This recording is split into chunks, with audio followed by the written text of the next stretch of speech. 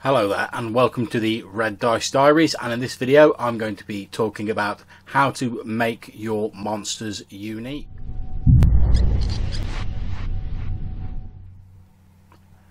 Now, I don't know about you guys, but I grew up watching re-showings of all those great classic Ray Harryhausen movies such as Jason and the Argonauts and Clash of the Titans. Now, I love the plot and the old legends, especially more so as I grew older and got into role-playing. But even as I did get older, the thing that kept pulling me back to those films, and still does even to this day, was the cool monsters and creatures that never failed to impress and make an impact on me. However, I'm rarely as impressed by creatures in role-playing games. Now, I own umpteen bestiaries and monster manuals, some of which I'm sure you can see behind me there, and I enjoy using many of the creatures within these tomes during my games, but for some reason they don't really capture my imagination in the same way that those great mythological beasts did, even those roleplay creatures that are ostensibly based on the same mythology. Now, please note, in this video I'm not referring to races of creatures that could arguably be called monstrous, i.e. orcs, goblins, etc. I'm talking about your big, nasty beasties and terrible creatures, such as dragons, hydras, tarasques, and all those sort of things. So, why am I so unimpressed by roleplay game monsters? And I've been thinking about this for a while, and I've come to the conclusion there are a few main reasons that monsters and creatures don't, in my opinion, seem as monstrous in RPGs. And that is, one, there's too many of them. Monsters are everywhere in role-playing games. You can't throw a rock without hitting a basilisk, a boule, or something similar. In mythology, monsters were often rare and seldom glimpsed legends that only existed in faraway lands, such as the never-sleeping dragon that guarded the Golden Fleece in the distant land of Colchis in Greek mythology. Overexposure to anything inevitably results in people becoming jaded and unimpressed by them. You then have to go to even greater lengths to impress them next time, and more after that, and so on, until eventually you have to go to really ridiculous levels to impress your players with monsters. Oh, a floating godling doesn't impress you? How about a stillborn floating undead godling with an army of unliving at its back? I'm not joking, you can find it in one of the D&D monster manuals. A monster that exists in large numbers almost stops being a monster and becomes more like a race. We've seen this with dragons. They've gone from being rarely glimpsed, majestic creatures to just part of a huge flotilla of draconic creatures that flood a lot of fantasy role-playing games, from kobolds to dragon men to worms, drakes, and many, many more. Now, reason number two is that a lot of monsters don't have any consistent reason to exist. Now, if you flip through any monster manual, inevitably there will be a plethora of reasons for monsters existing, from the iconic "a wizard did it" to divine accidents, bouts of elemental creation, primordial wars, and many, many more.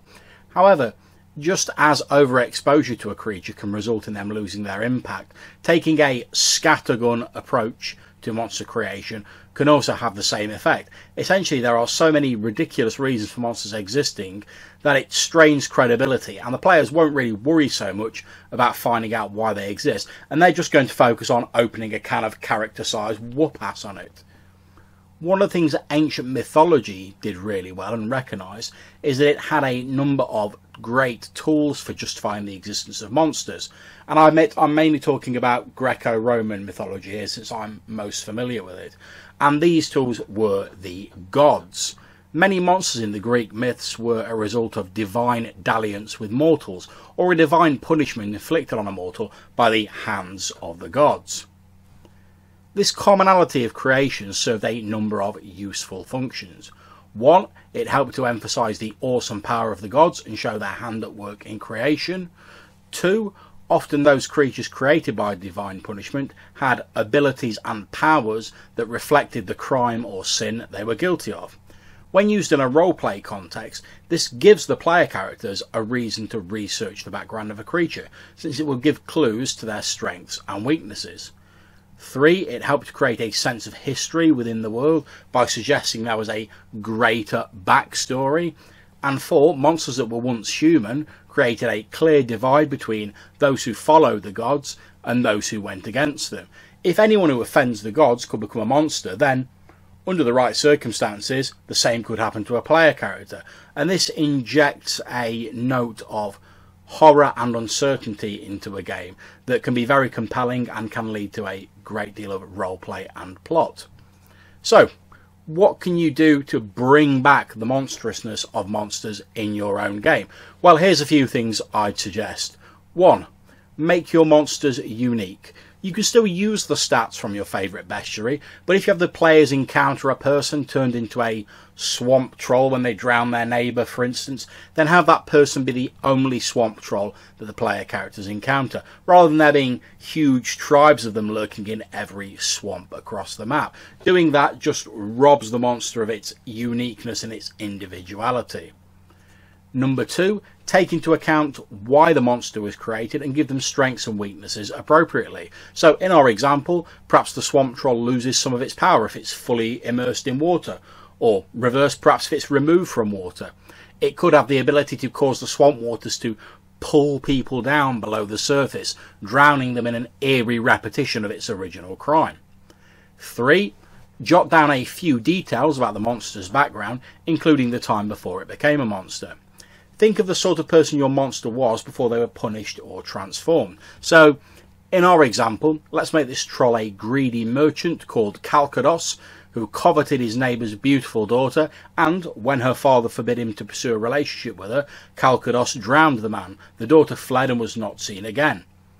Perhaps showing the troll something of the daughter's, or even someone of sufficient beauty, can cause it to flee, as it realises what it's lost and how horrible and monstrous it's become.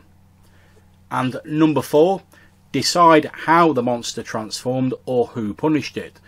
Come up with a few consistent ways that monsters can be created. It doesn't have to be the gods, and stick to them. This will give your setting a level of consistency and verisimilitude that can be lacking in campaigns with a more scattergun approach to monster creation. So in our example, perhaps the neighbour, with his last gasped breath, cursed Calcados, transforming him into the swamp troll. Now this suggests that either death curses have some inherent power in this world, or that something else heard the curse and enforced it. Whether that be gods, spirits, nature itself, or something else is entirely up to you. So, I hope this video proves useful and it will help you inject some more unique monsters and really bring back that feeling of monstrousness which all too often I feel gets lost in a lot of RPGs. I hope you've enjoyed the video. You'll consider clicking on like and clicking on the red dice up there to subscribe to my channel. We put out new videos every week. If you have any comments, please either put them in the comments box below or, as always, hit me up in the Google Plus links. I really do look forward to reading what you write.